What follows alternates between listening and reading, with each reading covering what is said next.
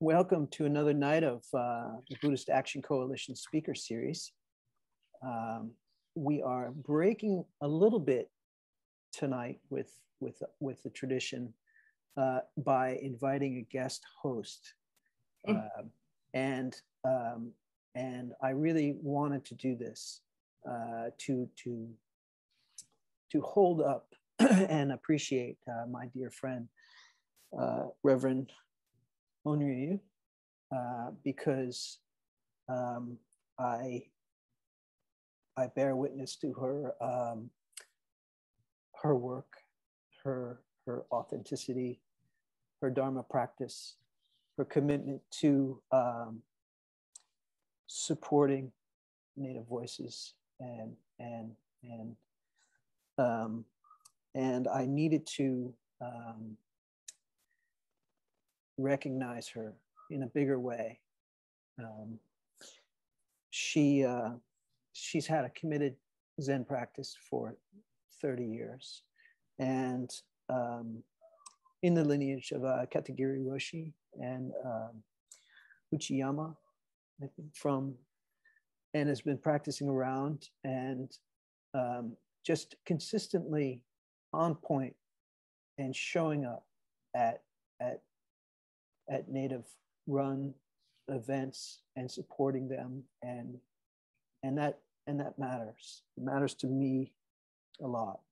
And I first met Onryu in 2015 in the Black Hills of South Dakota, and she came up for a bearing witness retreat focused on Native American issues, and was in my council group, and we dropped in right away, just dropped in and went right to the heart, right to the matter. And I felt the fire, the urgency of it. And that's a little joke, that's a little inside joke, because she asked me if she could miss council to attend the fire. And literally and metaphorically, I looked in her eyes and I said, yes, I know what you mean. Remember that moment? I do. So we have these amazing conversations that sprawl on for hours at late into the night on these issues and the urgency and the Dharma in the 21st century, and America's twisted karma, and all these amazing things. And so then she went off and created her own events and showed up again and again to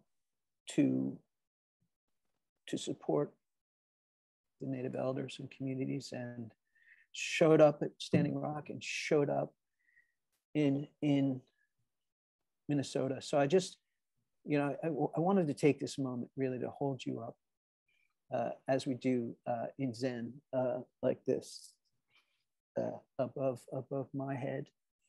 And I'm just sort of shooting from the hip here, but no, but you can stop anytime. I'm going a little overboard. I just needed to do it.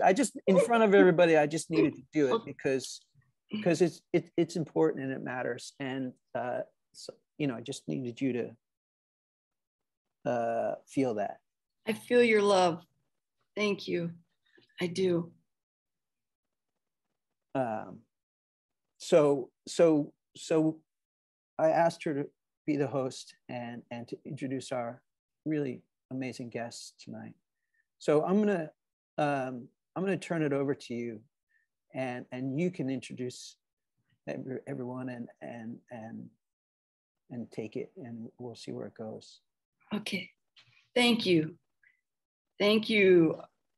Eric. Eric's a dear friend, and as we all know, friends are precious. So I'm very grateful for our connection and our commitment to uplifting Indigenous voices, because I feel this is what Zen in the 21st century looks like. And quite honestly, it's been a dream of mine to really engage Buddhists and all beings in a conversation where we can deeply listen to our Indigenous relatives and ask the question, how can we show up? How can we help? Given that we have a vow, our vow is to free all beings, and that is all beings, and none of us are free until all beings are free. And that vow includes unraveling the ancient twisted karma of genocide, of me as a white Zen priest being a settler colonist. Though I have not done, to my knowledge, direct harm, I am complicit in my ignorance. And as I unravel my ignorance, I have the possibility of showing up in a good way on this land.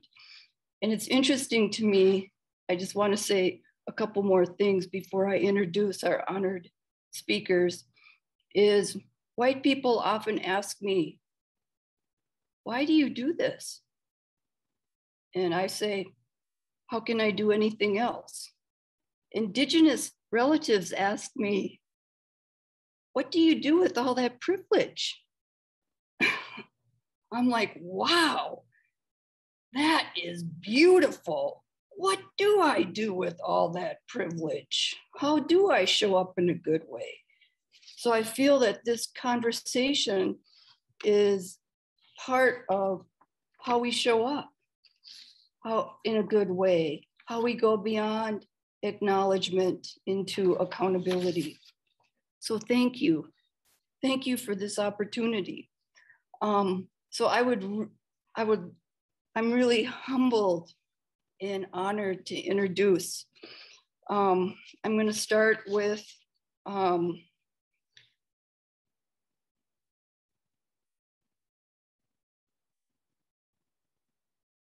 I've just learned this word, and I apologize if I mispronounce it.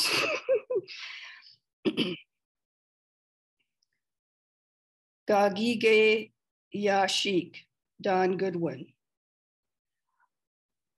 She is from an Anishinaabe from White Earth Nation. She is also a representative of the Indigenous Environmental Network and co-founder of R.I.S.E Coalition.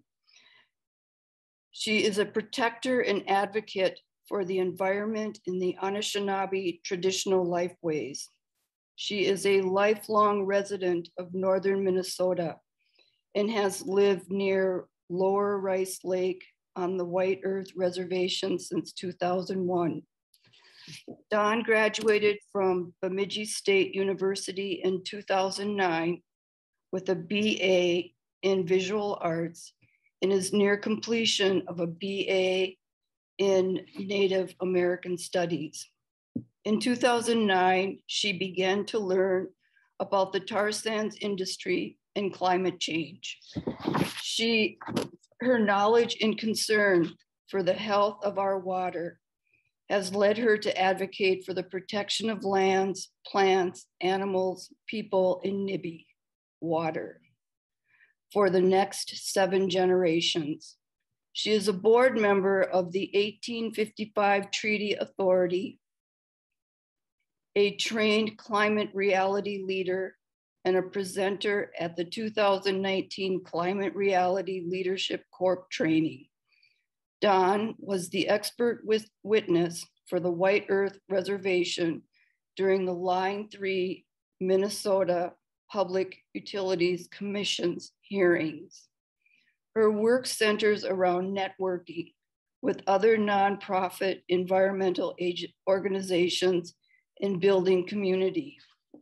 Don works as a representative of the Indigenous Environmental Network and is a co-founder of R.I.S.E Coalition, an Indigenous-led group of women, Indigenous women, calling on others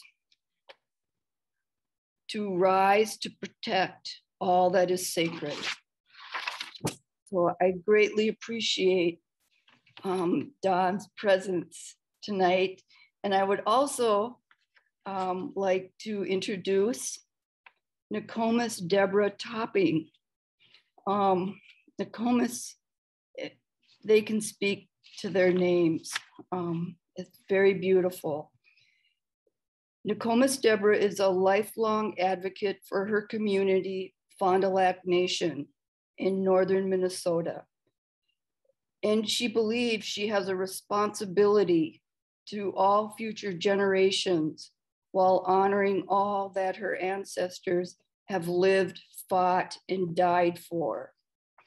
Debra, a wife of 38 years, mother of 3 beautiful daughters, grandmother of 3 incredible grandsons, and an amazing new granddaughter, which she is, an aunt to many and a sister to all. She is co-founder of Resilient Indigenous Sisters Engaging Coalition, a woman-led powerhouse meant to protect what is sacred for our future generations. And I'm fully honored that these 2 powerful, compassionate Indigenous women have agreed to be present in our conversation tonight. So thank you. And I'm wondering, Eric, is there a way we could pin them so they... So that they are the full screen speakers? Yes, yes. It's an individual choice, Chad. I think it's an individual that if you go into the upper right-hand corner of your screen and click on view, you can click on speaker. Okay. And then they'll fill the screen. Okay. Try Thank it out. you. Got it. Okay.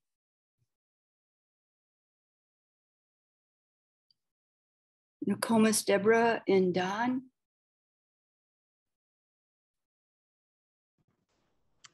Well, Bushu, you did pretty good at the name after just one little session. Yeah, Gaagigeyaashiik. And my name is Everlasting Wind is the interpretation of that. So yeah, it's kind of hard to hear about yourself, and wow, I've been doing lots of things.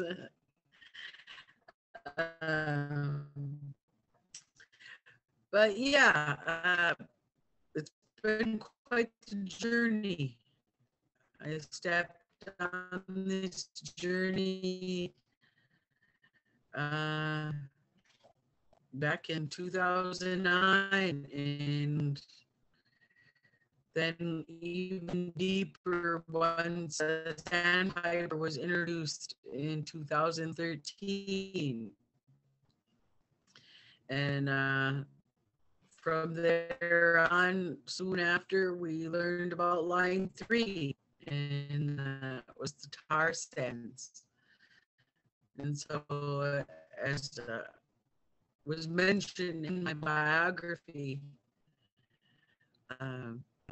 tar sands. I learned about tar sands and climate change, and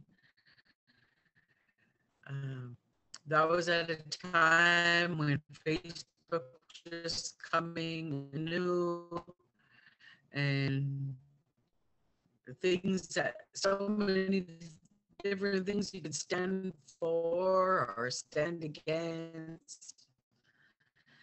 And that was something I showed at that time, that I was gonna stand for water and stand against tar sands in climate change.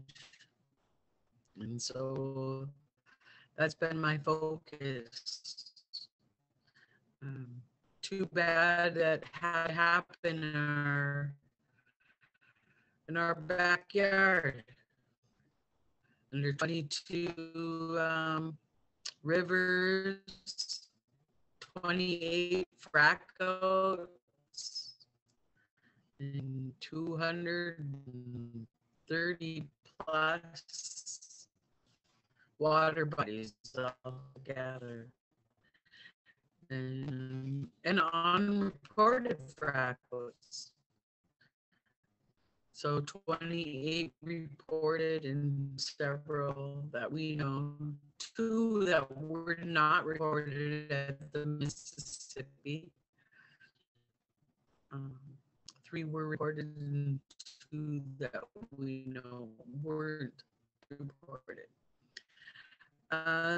Now there are 2 aquifer breaches that are undisclosed. I suspect that maybe one of those breaches are at the Mississippi River. We'll get more information as time goes by. They're planning on flying a plane with heat generated cameras and visual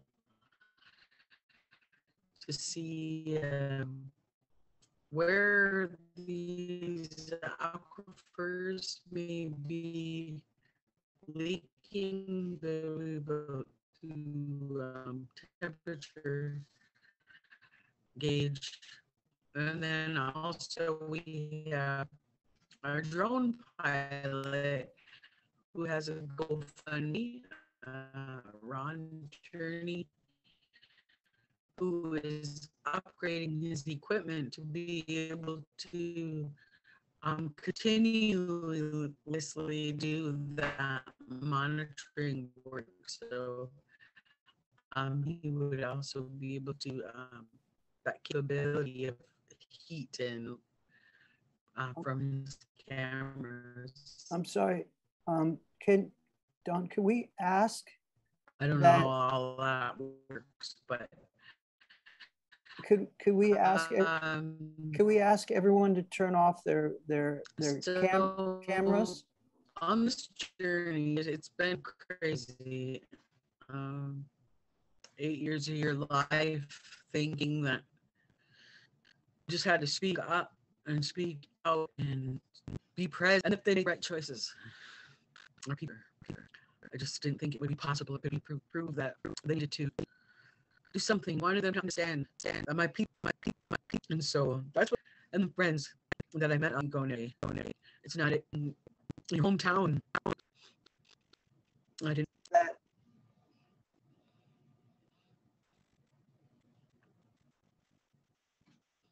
Right. Is that better sound-wise? Or? Oh yeah, much better. Now that I've asked everyone to turn their cameras off, and it helped a lot. And let's see, I think you're speaking at a regular rate now. Okay. Was that very robotic? Yeah, it was very choppy, but you were coming through. You were coming through, but it was just difficult. I think it's normal now.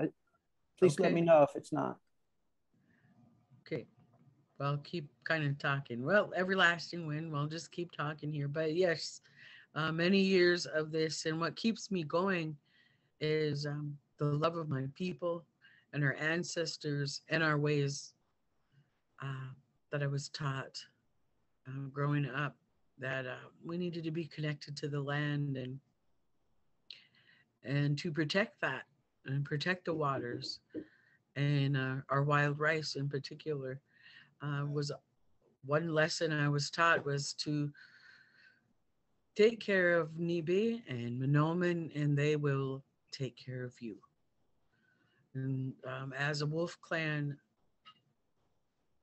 member, that's my duty, inherent duty, to protect the environment and the people.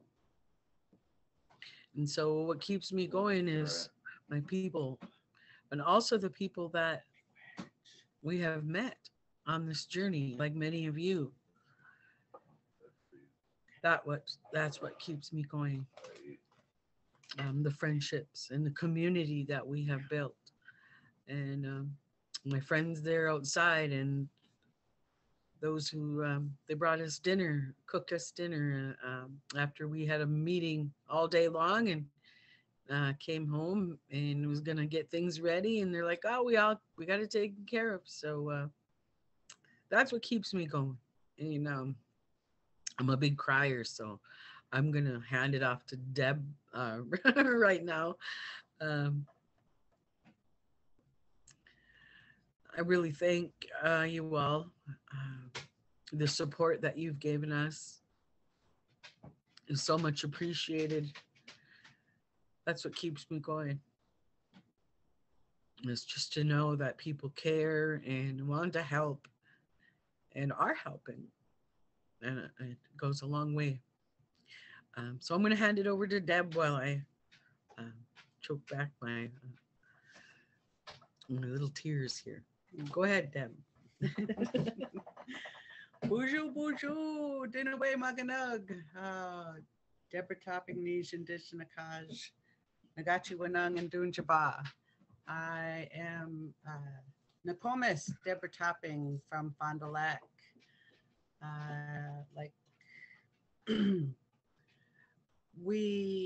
Let's see, where to even begin? My goodness.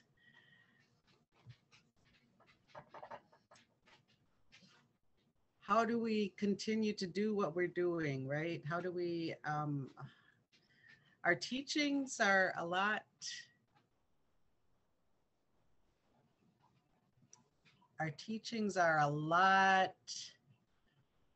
we learn from our teachings, and they were, they're generational, and that's where I get all of my strength, is by continuing to be able to live off the land, and that supports and that sustains us as a family, as a community. So being able to have that opportunity to wake up every single morning and see the sun rise, that's the strength right there, right? I get another opportunity to do it right another day. So it's been great to have, like Don was saying, the support from everybody and people that are interested in want to learn about what's going on, is definitely helps. There were many, our treaty people walkers had walked 256 miles to the state capitol from the headwaters of the Mississippi, and they were met with guns and barricades, and I believe there was just a blog out there that said they had spent $100,000 on that. 1.4 million, excuse me. Yeah. So for people who had walked for water, to protect water in prayer,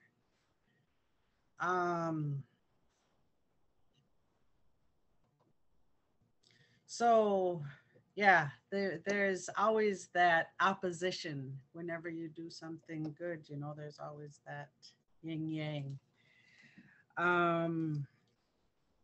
So that's, like she said, we were up early, went to a meeting all day, and barely made it back here for this one. I was thinking, thank goodness she read it correctly, because I thought we were an hour out. I was ready to go lay down and have a little old lady nap. Um, so yeah, that's it. Anything else you can think of? Yeah. No, I'm not crying. No crying tears here. So what really helped me, especially during this last firelight, is learning about stepping back and um, knowing the Creator has got a plan, and you do what you're supposed to do, and it will unfold the way the Creator has intended it to unfold. And so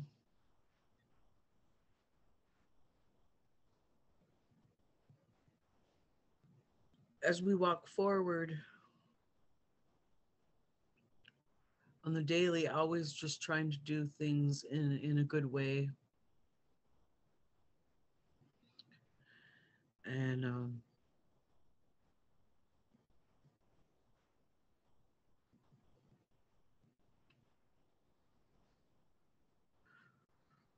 I think that was the hardest lesson for me. And I learned it slowly, little bits and pieces, where I find myself like getting in the way of the work that I was doing. I was getting in the way, and I'm still gonna have to check myself and learn how to continue to just walk in a good way and let the Creator work through me. And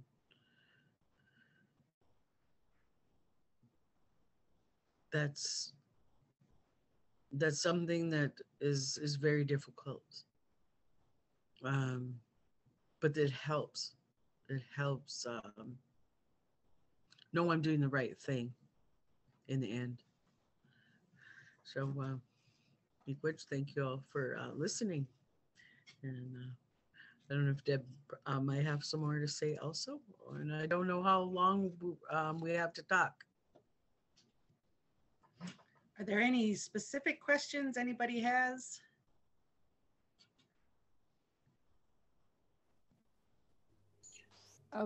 I think there's a lot. I think that, you know, we have reserved the next hour just to sort of dig in and really just not only learn as much about these line 3, line 5, all the actions, all the prayers, all the ceremonies, and should we, would you like just to open it up to questions and flow with that now? Does that sound good to you guys? Yeah?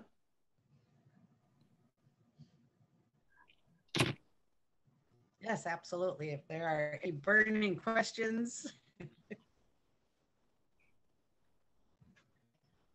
Can we just like jump in and ask Eric, or how do you want people to put it in the chat? I actually do have a question. Yeah. We could raise hand. Let's go for it. What do you think, guys? Let's just go for it. And if there's 2 people speak at the same time, someone will mute. It just always happens that way, right? Let's shoot from the, let's wing it, as they say. So Donna, you want to have the first question? Yeah.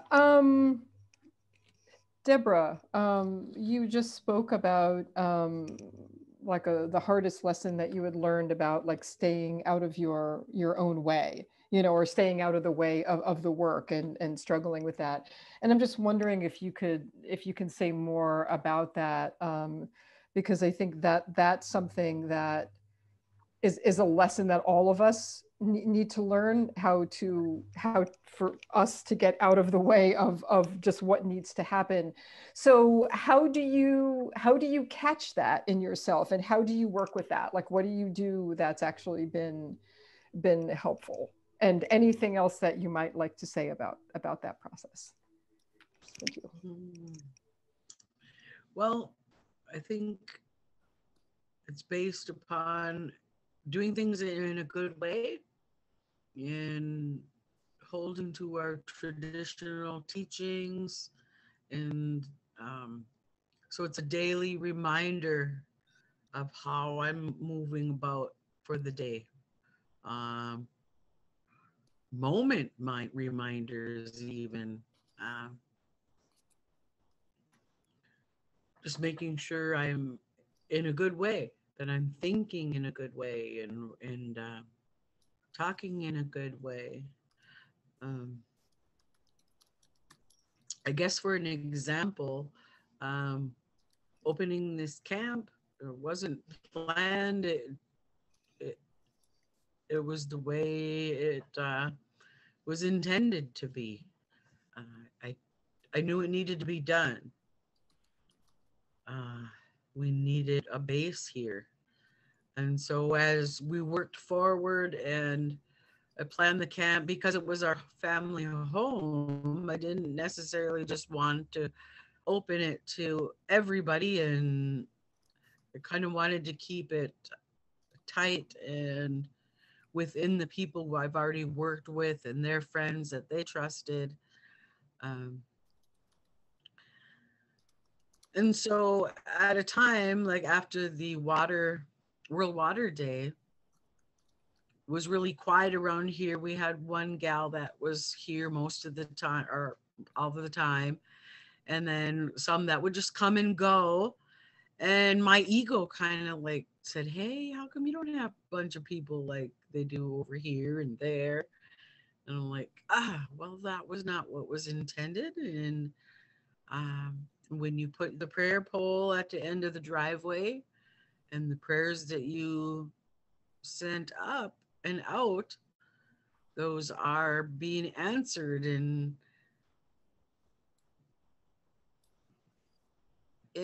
how do I say that? And the Creator was sending the right people at the right time to get things done that needed to be done before the drilling and before the treaty people gathering. And so that was come to my mind as John came down with COVID in April. So it was just, not too long after World Water Day, he came down with COVID. Had we had a bunch of people here in camp, we may have had a lot of people with COVID. So the Creator takes care of us in ways, and that's like stepping out of the way and realizing, whoa, that was like my first wake up, like, whoa, don't let your ego and thinking, comparing yourself and to others, just be you, do as you need to, and are guided to. So that was one example of that, and where I really realized how all the people were coming at the right times and would come in and out of camp. We had one fellow that would come on the weekends, and he would do woodwork. So he built a bear-proof recycling bin and a bear-proof shed. And our gal that lived here at the camp, she built the outhouse and helped with the shed. And then we had another team that would come in and they did the tent. And so there was people that were flowing in and out, but not like many people all at one time and a huge camp. And I just had to say, well, that's not what you intended. You intended for it to be a small camp, a base camp. So that's kind of like getting, um, stepping away from yourself and what you're thinking, how it should be. And then another point was, as I was thinking about the description of the camp and how it was built upon wellness and our spiritual teachings, and in my mind I was like, oh, okay, you know, all our spiritual leaders will come, and they can do different things, and they can hold ceremonies here, whatnot, and for healing people, so people can begin healing. And I'm like, wow, it's not happening. What am I doing wrong? And then when I realized our healers were here getting a massage. So one of my cousins was just a half hour before she was to go and perform a funeral. She was here getting massage. Um, so that's kind of another example where I was like, yes. In my head, this is what I was thinking, but the creator had something different. And that's what happened, is that the healers were having that time to heal so that they could continue to do the work that they do. So, yeah, many different lessons that I have learned. And I had a falling out with a very close friend, and I needed to just step back. In my mind, I'm like, wow, you know, we're a team, and I hope maybe we can possibly mend this relationship someday. That was what I was thinking. But I continued on the daily to pray about it, and I gave it to the creator, and things unfolded. Um, that wasn't necessarily what I was thinking, that, oh, you know, we're going to mend this and it'll be all good again. And I had to just have faith that the creator maybe has a different plan. Maybe we will mend that friendship someday. Um, Maybe we won't. But I just have to move forward and do what I need to do what I'm supposed to do. So I hope that kind of answers the question about like getting out of my way.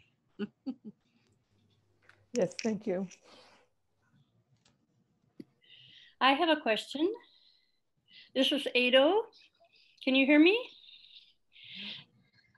I know there are some people here who are probably new to this conversation, and I wondered if one or the other or both of you would give a little bit more information about the context that you're referring to, specifically the Firelight Camp, what it was and why it was, and just to give people a little bit more context for what you're responding to. Yeah, do you want me to talk about it? No. Okay, well, so Firelight happened.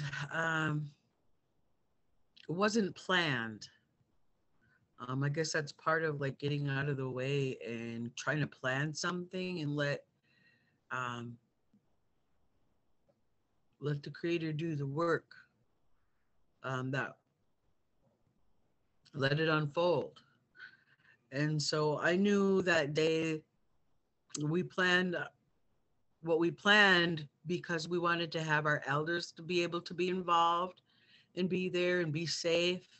We wanted our children to be able to be involved and be safe. So we planned different events, and we knew we wanted to exercise our treaty guarantee, that we wanted to be able to pray where we wanted to pray. And that was on that boardwalk. We were all drawn to that area. And I let the sheriff know. We were in dialogue. It was just a relationship that's built over time. We grew up together in the hometown. He was a year younger than me. And so I told him, I said, you know, this is what's going to happen.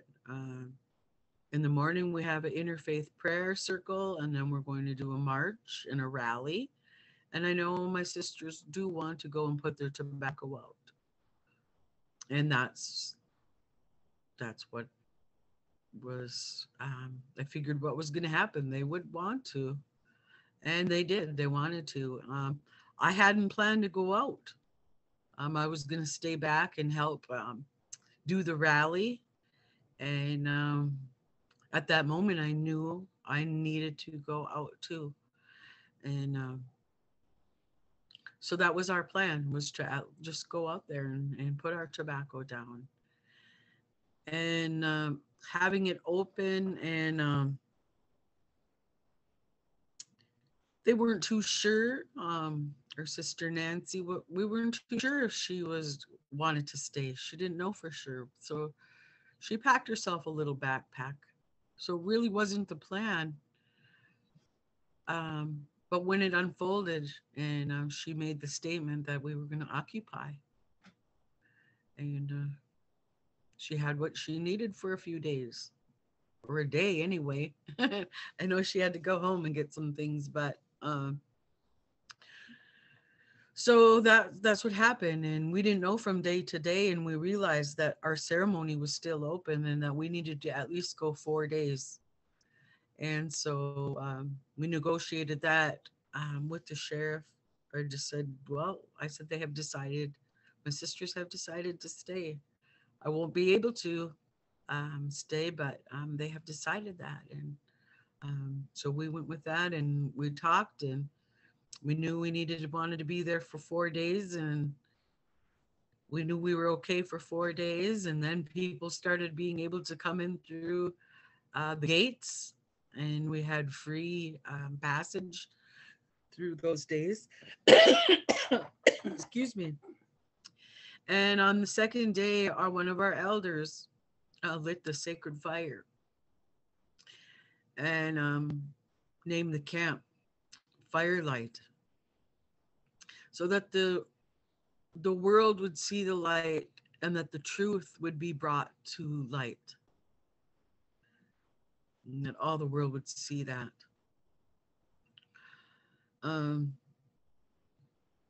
It was like it was a dream, surreal, I could call it. Walking back, and then all the different people that were at the Treaty People gathering came, and we had the whole boardwalk was just filled with tents. And the people, I'll share with you the night. It's a very magical evening, and we knew we had to have like a little camp meeting, and all the people were arriving and putting up their tents, and all these young people from the Treaty People gathering. And I could hear our relatives from Seattle. I could hear their drums and their songs. And I looked out to the road on the main highway from the bridge. And I said, oh, listen, there's our relatives. They're coming. And it was like I could see like a line of them coming with their drum. And then I said, oh, our relatives are coming. I can hear them. But then they never showed up, and we kept on with the meeting. And they were not actually there. I said the next day, I said, hey, I heard your guys' drums last night. Were you here? He was like, no, those must have been our ancestors. So that was the magic of firelight. The night, walked home. I went home that night and looked back on the bridge, and all the fireflies were just sparkling out there, and the line of tents and people laughing and fire out there. And the beauty of that was to have an elected official honor our treaties. And we were allowed to occupy that land for 8 days in peace and in prayer.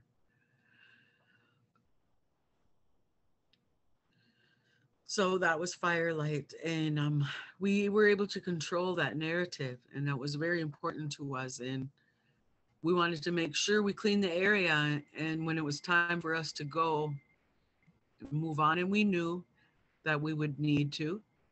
And by the advice of our elders, we planned our exit, and we were able to clean everything. And the sheriff gave a report and said he didn't even find a gum wrapper. So we were able to control that narrative, so they couldn't paint us in a bad light. Like I'm sure they would have liked to.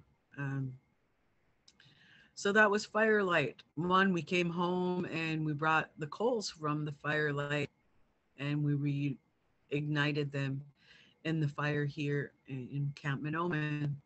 And we kept that going. And then we brought the coals to the second Firelight at Mississippi Bridge when they begin to drill. And then when we left Firelight at the Mississippi Bridge, we took our coals with us and brought them back to camp here and added them. And we kept the fire going here at camp too during the second one. We added our coals and kept that going until we had 3. And we just brought some of the coals from our third camp on Clearwater River.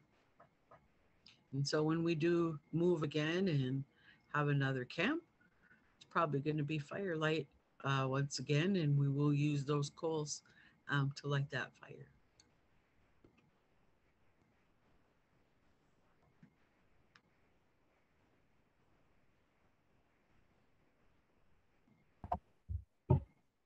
So one of the amazing things for me was the cooperation from the sheriff. And it was so different from what was happening in the other county with the other sheriff. And then later we learned that you and he had a personal connection. But still, you know, I've offered prayers for him, but also for the other sheriffs to heal their hearts and to change. I am mystified, and so I don't have a coherent question. I'm just like, I don't know if it's what are they doing or what can we do? How can we act in a good way when they're acting like that?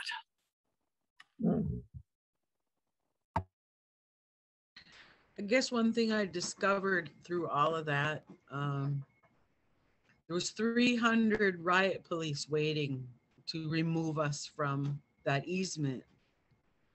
And so we built trust with one another.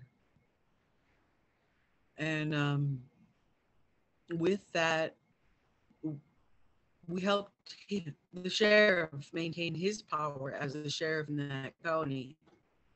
And then he helped us maintain our power as our inherent right to be on that treaty land, which means so much. And it just shows the importance of a relationship building and trust and keeping to your word. Believe me, I wanted to just stay there, but I knew I needed to keep my word with the sheriff. Yeah. Has he been all right since then? Because I know people were verbally attacking him, but he could be such a leader or he could get in big trouble. Yeah, he took some flack from people, but we helped him maintain his power by keeping our peace and doing things in a good way and in ceremony, peace and in prayer. Just being true to who we are and going with that. I'm generally not out there. I don't like to advertise what I'm doing and whatnot. Maybe I'll get better at it. Maybe I just need to be me and not worry about that so much, like the media and whatnot. But I just know the way we've gone about it, peacekeepers first, you know. Last resort is violence. You try to do everything to keep the peace. And that's what I've been taught. Yes, we have elders and children there, so we always want to make sure that we are peaceful and prayerful.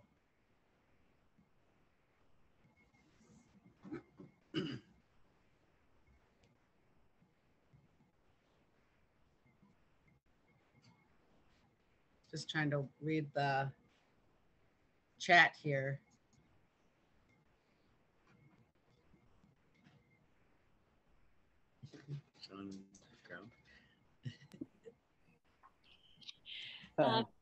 Could you say a little bit more about that, about the role of prayer and ceremony in what you're doing?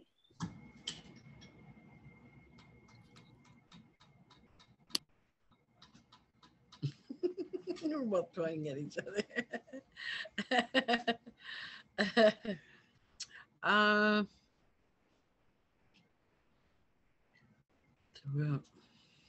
Grounding.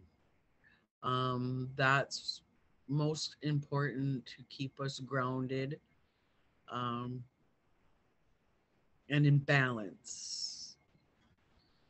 And reminding us to go in a good way. So that is the importance. And to also slow yourself down and be in mindfulness and in prayer.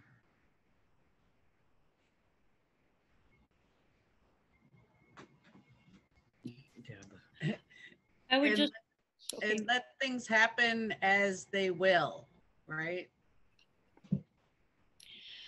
I was there for the treaty walk, and my experience was I was very impressed and moved by the sense of the sacred space that we were in, that was provided by your ceremony and song and prayer.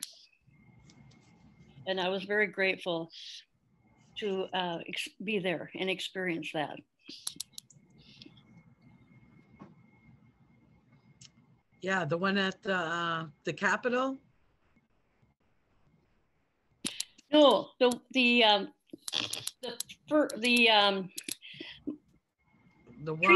treaty weekend where we walked to the boardwalk firelight site.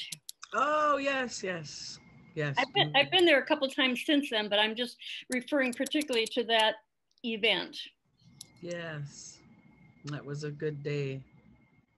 And when Owner and I went back to visit a week or two later, when you were still on the boardwalk, there was a beautiful, peaceful feeling there with people of many ages and the fire that you were speaking of at the entrance was very beautiful and moving. And hearing you talk about it tonight, about how you move the coals from one site to another and carry that from one camp to another, seems very significant, and also contributes to the feeling that this is all happening in a very sacred way and time.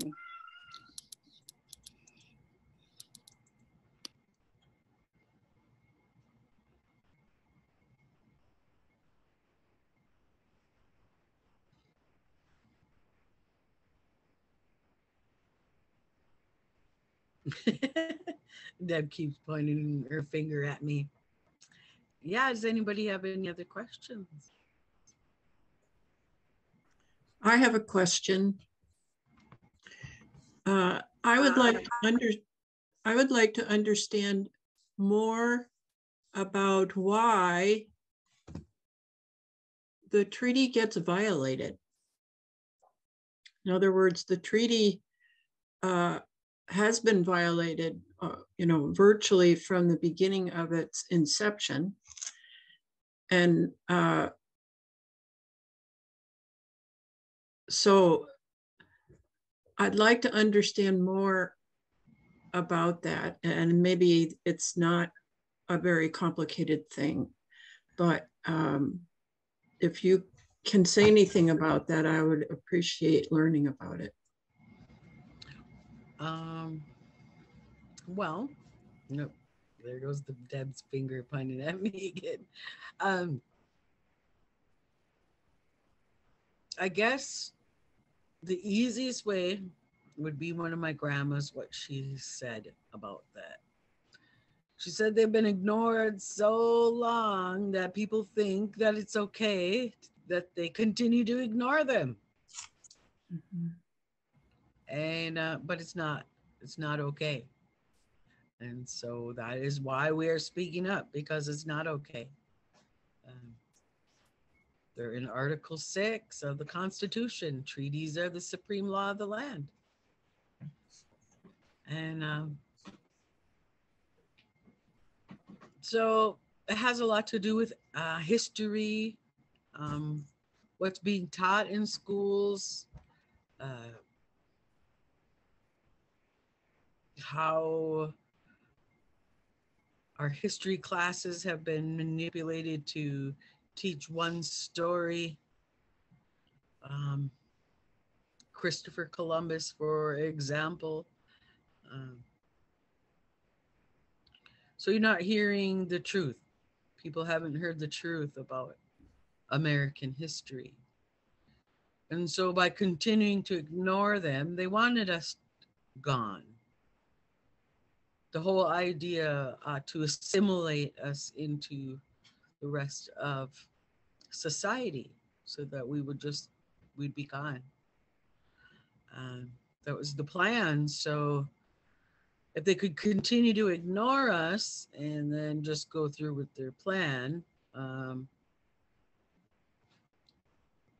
everything will be hunky-dory for the ruling class and the people in power. But we're still here, and we're here to ensure that we have lands for the future Anishinaabe. That is my job. And that's why I do what I do. And I know that is what the Creator has intended for me. And that's what helps me keep going also. And my duty to make sure that we have lands and so that our people can sustain themselves if they choose to live in that way, is the way the Creator intended us to live. And I want to ensure that. I want to ensure that for the future, in honor of my ancestors, in honor of my grandparents and my mom and my dad, in honor of those children, our ancestor children that are now showing up, and then are finally being able to come home.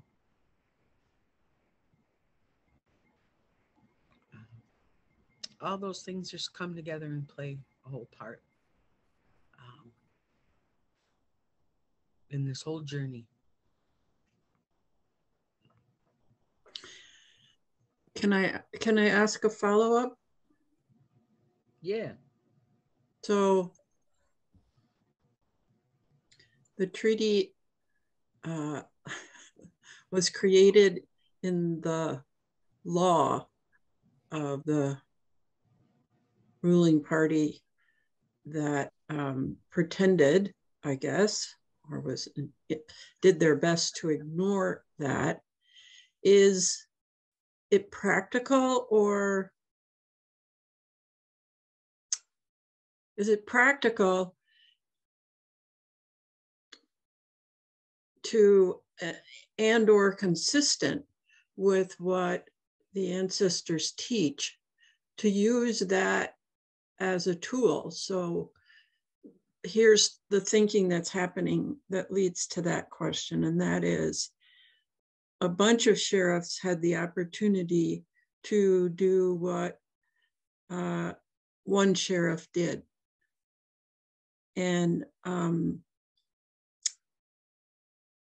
is it, even though a law has been ignored,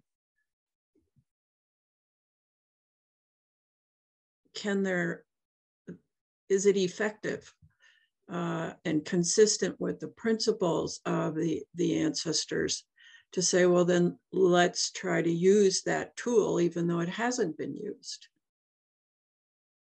Or maybe it's been used and it's just been consistently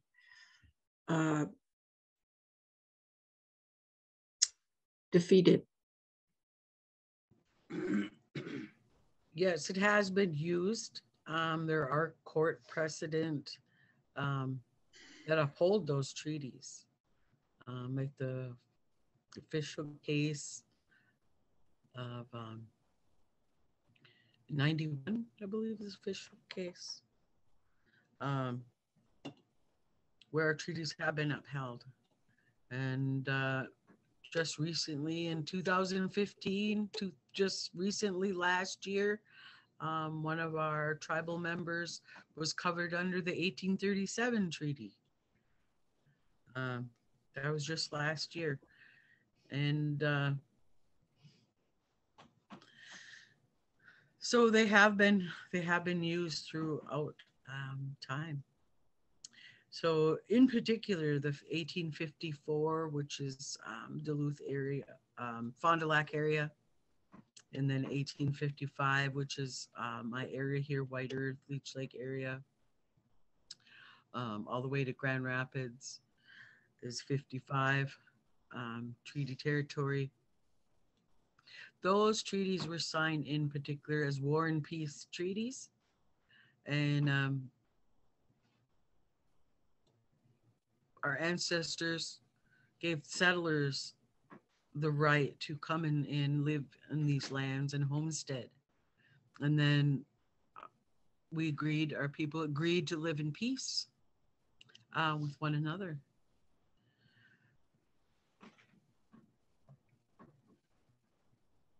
And so the significance of that is just, that treaty itself. And we want to continue to live in peace.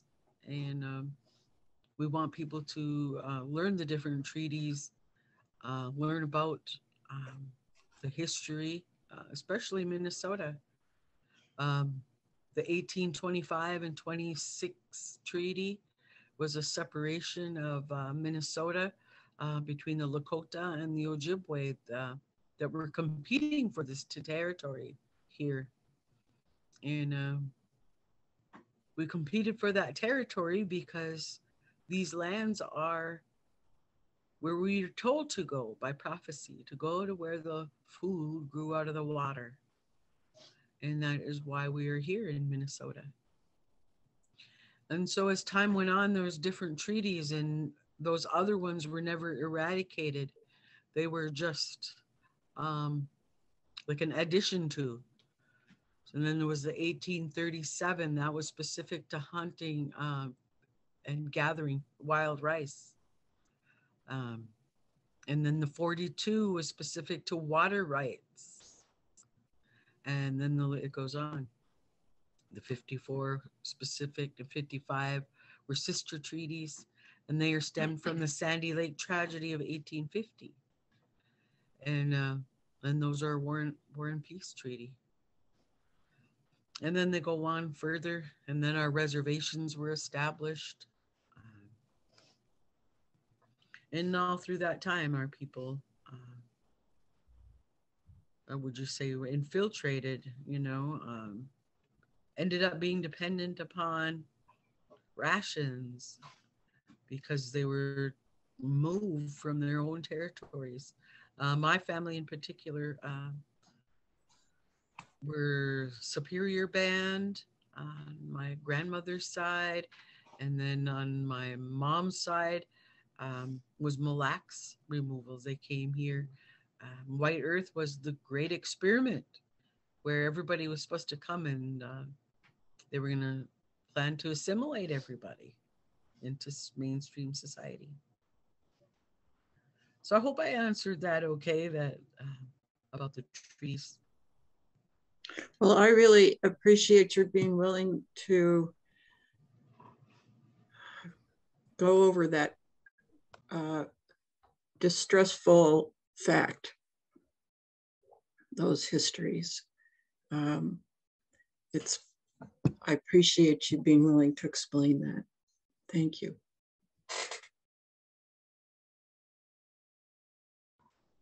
Yeah, and that's a Cliff Notes version. But yeah, it's very important, especially that Sandy Lake tragedy. Great Lakes Fish and Wildlife put out a very good documentary about that. It's like a 24-minute long video. I have a question. Could I ask the speakers, just as you, not the speakers, but people with questions, just to come on camera for the minute while you're asking the question? It's a little bit more personal. Okay. Then we can click off to save that bandwidth. But all right. I would just like to know if you have sort of a starting place for reading material to get a little bit caught up on the treaties and the history. Thank you.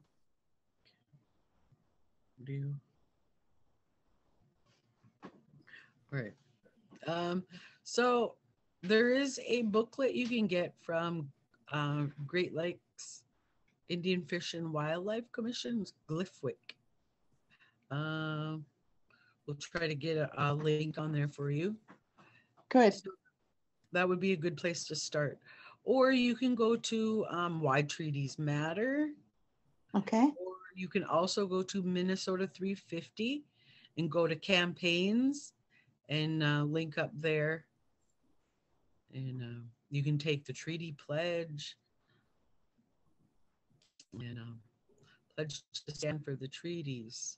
So the work that we ended up coming to is when we were planning this big event, and really what is it going to look like, and we knew that we wanted we were getting people to understand how they were the other side of that treaty, and that to join with us to ensure that to uphold those. And so that is where that phrase comes, we are all treaty people. Because of those treaties that made it possible for people to come and live here in flourish in Minnesota and be witness to the beauty of this time and place. Thank you. Mm-hmm.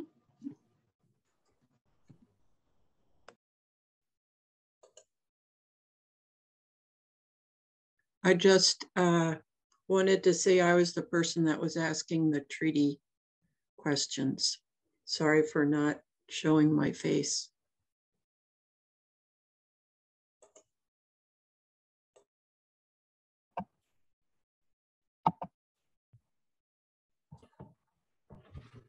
I wonder if you would talk a little bit about plans for the next several months or the next year. I mean, I'm aware that there are court things happening. I think the oil isn't flowing, but I'm not sure. But how do you see this, and how do you hold this? And what would you like from those of us who aren't already like deeply physically present?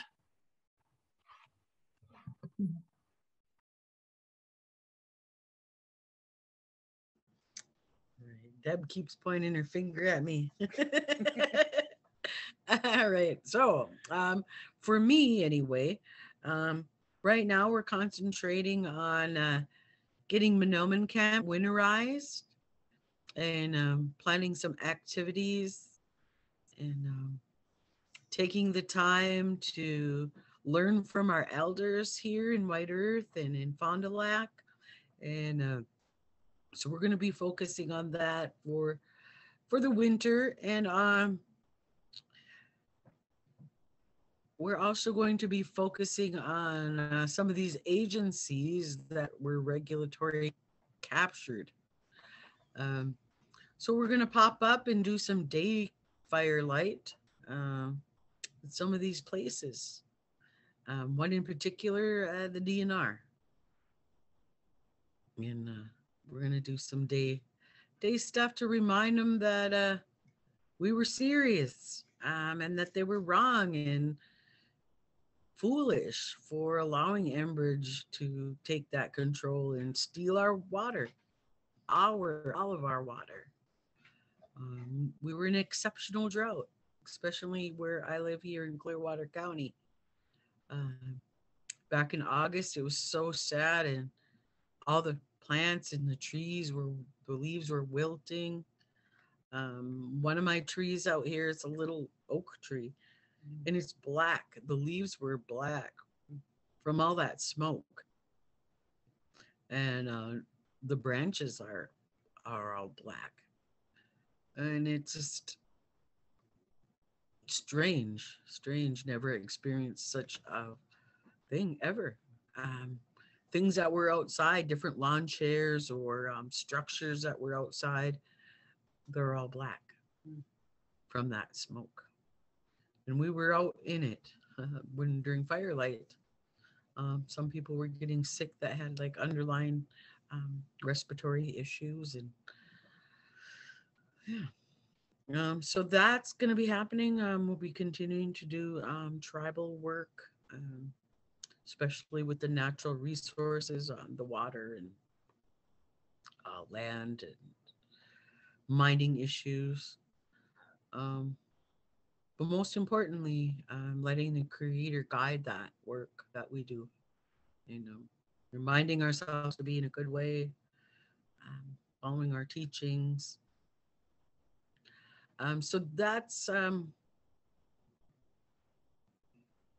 the main focus at this time. And as time folds, we're also looking at a land back grant. And the people I was mentioning before are healers. I want them to do programming there. And my cousin always dreamt to have a healing home. And so we want to make that come true and make that possible for our community here in White Earth. And then Deb has hopes and dreams for her community too, and ideas. And so I know Deb is thinking about a land purchase also in that area, and I'm doing something. So we'll be concentrating on that. Also building ourselves a lodge out here. The first lodge I built was out at Firelight. We had the ironwood we needed to already cut, and we just transported that, and I knew how to do it, just never had done it. And so just going ahead and doing it, and learning, and not worrying about making it wrong or whatnot. So we did our first lodge. So now it's not so scary. And that's the plan here for us in the next week or two, to make sure we're winterized and get some structures up. Okay, thank you.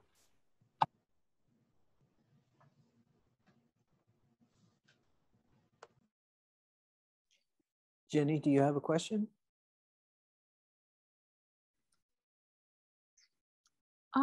Yes, hold on 1 second. Let me operate my video here. Hi, thank you so much for joining us this evening.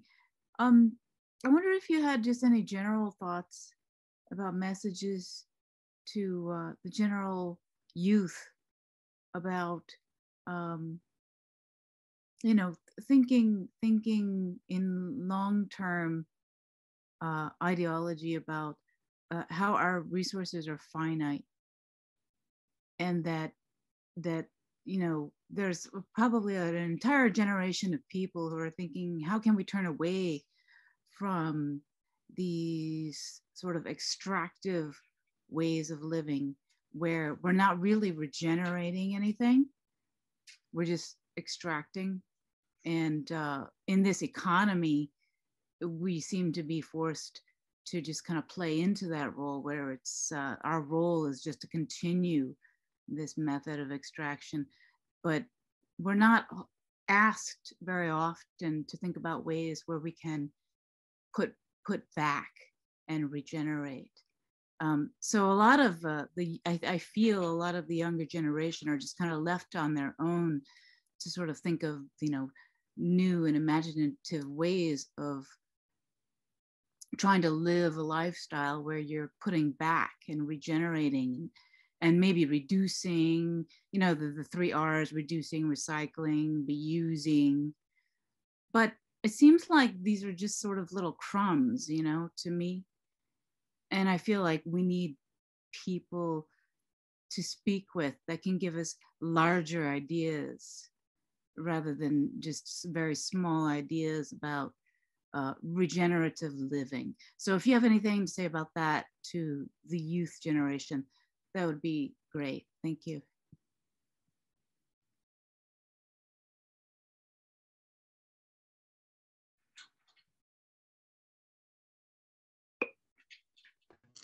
Let's see.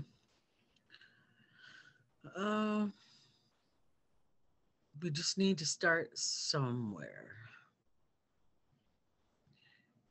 And even if it's just in your own home, if you quit buying paper products or styrofoam, or you try to buy unpackaged type foods, or alternative packaging, or maybe you're going to advocate for alternative packaging. All those little things that you can do. We got to find our own gifts and learn how to use them the best we can.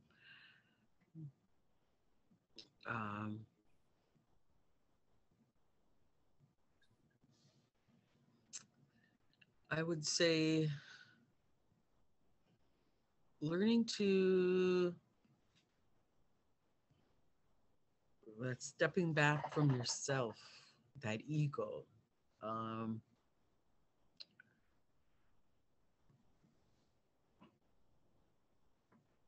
To maybe have a simple lifestyle, a simple home versus your big dream home. I mean, I'm glad I never got my dream home, because it probably would have kept me, I would have had to probably make $1 million a year just to maintain it.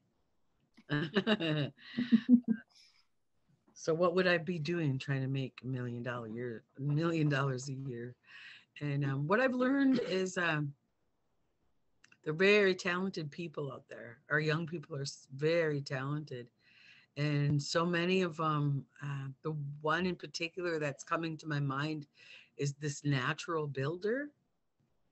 And he builds natural homes. And for example, when we were on the boardwalk, he built a natural potty. He used a stick that was just perfect. That was the way the stick was, held the toilet paper roll. And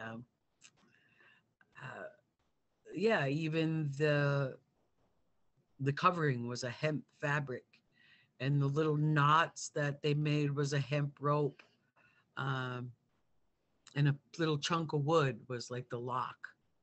I mean, so it was all natural materials that he used. I think he did use some tools though, but and some screws. However, all the building materials, other than that, was just what we found naturally. The log was like a willow log, I believe, and we went from there. So just to be able to dream and to accept that maybe you're going to be a little different. So I have two friends out here in the yard that lives in they both have school buses that they've utilized or, you know, changed around, and got everything they need inside their buses. One, I haven't seen it, but I hear it looks like a little log cabin inside. That everything that they need, and it's all solar powered. And so our band that we ended up creating during Firelight was solar powered. So it was pretty cool. But it's being able to kind of step back and say, well, you know, I don't need the newest clothes. My little friend had her birthday the other day, and I said, oh, wait, I got to stop and buy her a present. And I pulled into the thrift store, and my boyfriend looks at me like, what? You're going to go buy her a present in the thrift store? And I'm like, yeah, she'd be mad at me if I went and bought her something new. So I walked around until I found just the right gift, and it ended up fitting just right. So, and she loved it. And she did say, yeah, she'd have been mad at me for buying something new. So it's all those things, being able to kind of get over your image or your ego, and just thinking about that, you know, living simple and small. And yeah. Well, thank you so much. I'm all about the thrift stores and refurbished products. Thank you. Yeah, and being able to live off the land, right? It really doesn't take much to gather maple syrup and make it. It takes a lot of time gathering wood and whatnot, but being able to harvest monoman, it takes a lot of time, but we can do it, and it will sustain us. It has sustained my family for the last 40 years. Going hunting and fishing and all of that is all just, it doesn't really cost much money to be able to do it. Just being able to do it and having the time and the opportunity to be able to do it. And for non-native people to understand that we operate in a different fashion when it's, you know, how can you tell when the wild rice will be ripe? I don't know. You're going to have to ask the creator that. I just need to be prepared for when it is ripe, that I can go gather it. So I know I've worked for our reservation my whole life, and everybody knows that when it's time to go ricing, you go ricing. There's, you know, if there's appointments or whatever, it's gathering food is the most important thing at that moment. So in teaching and teaching our future generations the same thing. So language, good questions.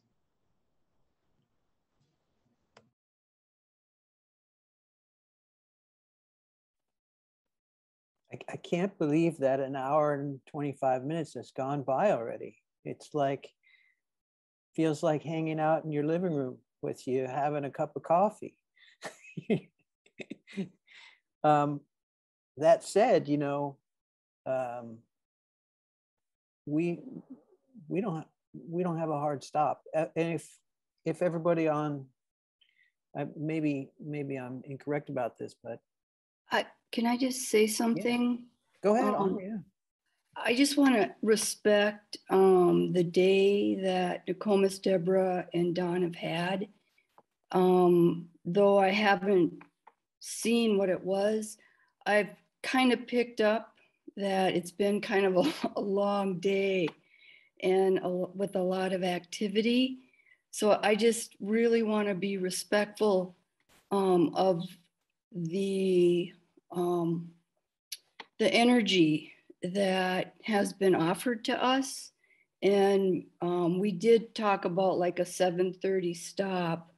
So if there's no other burning questions, maybe we can see first if there's any burning questions that people have. If anyone has a burning question, please bring your voice forward into the circle.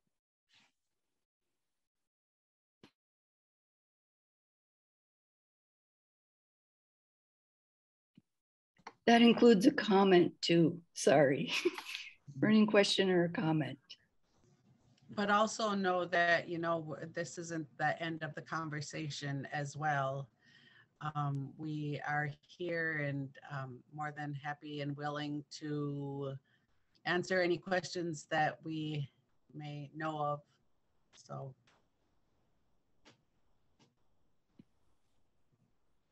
And oh, go ahead. Can am I showing up? I don't know. Oh, here. How's that? Am I showing up? You got it now. Yes. Okay. First, thank you so very much for giving us time tonight to hear. I'm sure what you had to share was just the tip of an iceberg, but I feel very touched. So I'm just filled with gratitude. And the second thing, it's a kind of question. How are you relating, or what kind of perspective you have about line 3 actually having been completed? How do you place that in a larger picture of what's going on? And the third thing is, what will be the best way for those who are interested to offer support, as if through Facebook, or what would be the best way to know how we can show up and to stand with you? Thank you. Good questions. So one thing I would like to state is that line 3 is not up and running. So they may say that there may be pieces of it that are up and running, but I've been to Husky Refinery and they are not prepared for the oil to be running. So, so that's my 2 cents. And then you can answer the rest of it. Well, and then I had to report that it is in Superior. Oh. But then they do still have 3 aquifers that are still breached and flowing, and they shouldn't be. So how could they be? Yeah. How you can get involved always. I remember I attended a meeting this spring and somebody said, well, what about the land back? Somebody else said, well, you know, she's never asked for any land back, so I don't think natives like really want their land back. I almost fell out of my chair. So I always try to make sure that whenever I attend a meeting and people ask, what is it that you are looking for? It's land back. And so if there's any such land back out there, we'll be more than happy to take it back. Take care of it. Yep. But other than that, you know, money talks, and that is what helps us to be able to continue to do what we're doing. Fond du Lac was given or offered, bribed to take the $247 million. They put it into our per capita.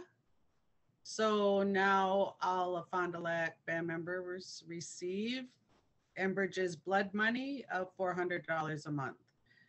And so when you receive that, then you're just kind of agreeing to the pipeline. And I have said that I refuse to take that blood money. It's not that I am rich at all.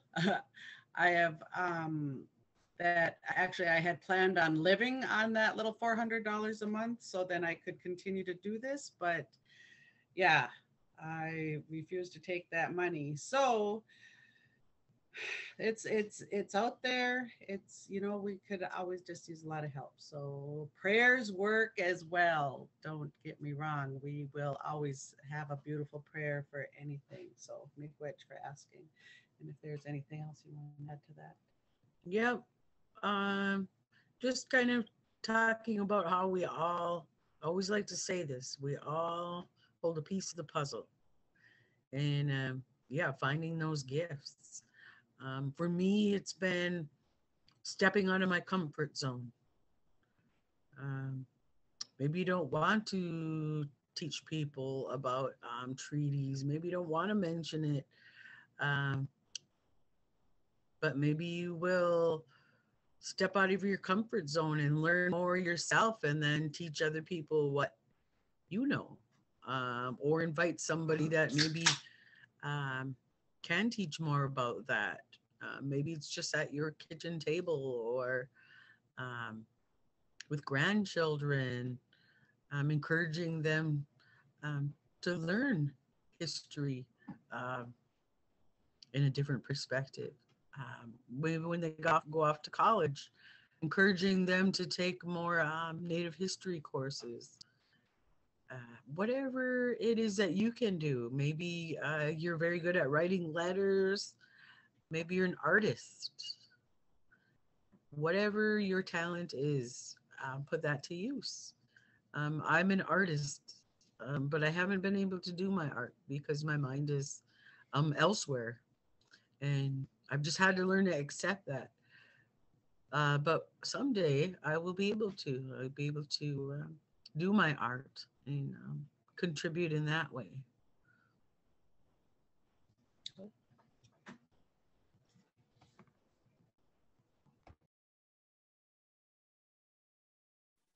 Thank you. Ryu, before, I guess, I just wanted to say one quick thing before maybe to hand it over to Unryu to close us out. But the Buddhist Action Coalition is a spiritually based social justice and socially engaged organization. So for me, watching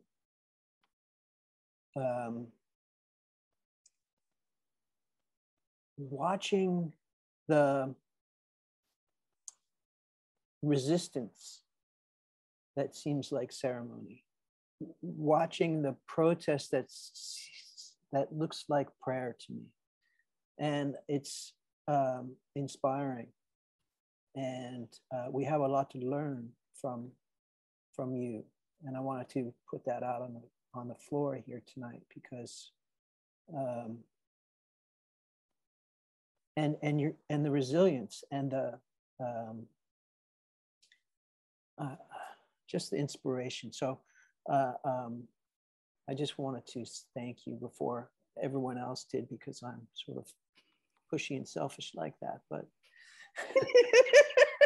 utterly, inspiring, and I'm filled with gratitude, and you know that Unryu and I were just giddy that you agreed to come talk with us, because wow, so I'm going to hand it over, because I get all sappy and choked up too. So Unryu, it's you. So. It is wowing to really, as Don was saying, surreal to see your dream in real time. And I just really want to say from the bottom of my heart, thank you so much for your compassion and sharing your wisdom with us. And we have a responsibility. I have a responsibility too, and I hear that as a white person, to really learn the history and to learn about the treaties. So as I think it was Nookomis Debra said, this conversation is ongoing. Our relationship with each other is ongoing. It doesn't stop when Zoom goes off. It's ongoing, and that's the beauty. So I just feel like, as Katagiri Roshi would say, our garden is blooming today, and it's beautiful. And I appreciate everybody that showed up tonight. And may we continue to show up in a good way and ask the question, how can we help in a good way? So thank you very much. And I will see you soon.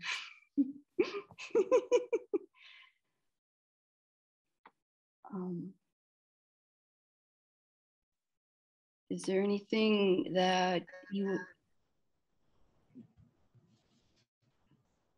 Well, I would just say follow us on R.I.S.E Coalition, and we'll try to let you know when things are happening ahead of time.